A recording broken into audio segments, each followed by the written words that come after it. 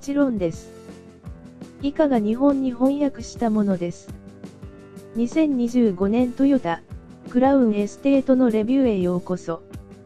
今日は、このがどのようにラグジュアリー、パフォーマンス、実用性を兼ねえているのかを知っていきましょう。2025年トヨタ、クラウンエステートは、ハイブリッドクロスオーバーセグメントにおいて立った存在です。日本ではエステートとして、アメリカではクラウンシグニアとして売りされ、このモデルはスタイルと実用性を求める大のドライバーに応えるようにされています。エンジンには、2.5 リットル4気筒エンジンと2つのモーターを見合わせたハイブリッドシステムが搭されており、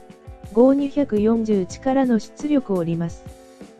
このハイブリッドバリアントは、スムーズな走行性能とれた燃を提供します。さらに、プラグインハイブリッド、フェーモデルは、最大 89km の走行を供述しており、大容量のバッテリーにより、短距走行においては完全走行が可能です。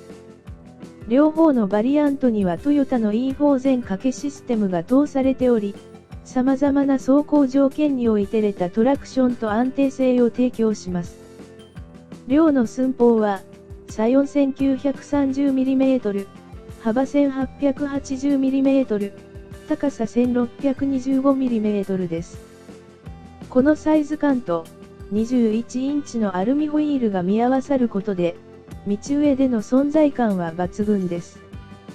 外観デザインにはシャープなショルダーラインと、バンパー一体型のフロントグリルが特徴で、荒らされたダイナミックな印象を与えます。内装には、ブラック、サドルタン、グレイッシュブルーのトリムがべ、ラグジュアリーな空が広がります。インテリアデザインには、クラウドパターンが取り入れられており、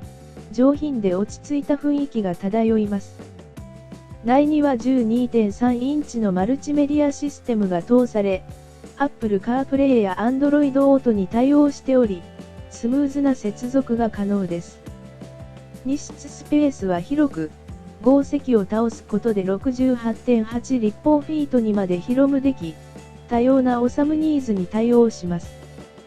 安全性も重視されており、トヨタのセーフティセンス 3.0 スイートが順位予想されています。これには、プリクラッシュシステム、レーンデパーチャーアラート、ダイナミックレーダークルーズコントロール、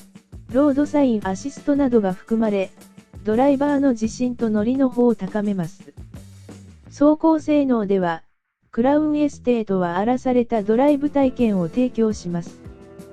ハイブリッドパワートレインはスムーズな加速と効率的な燃を実施。フェーモデルでは短距の通勤において走行の利点も得られます。E4 全掛けシステムは、安定性とコントロールを提供し、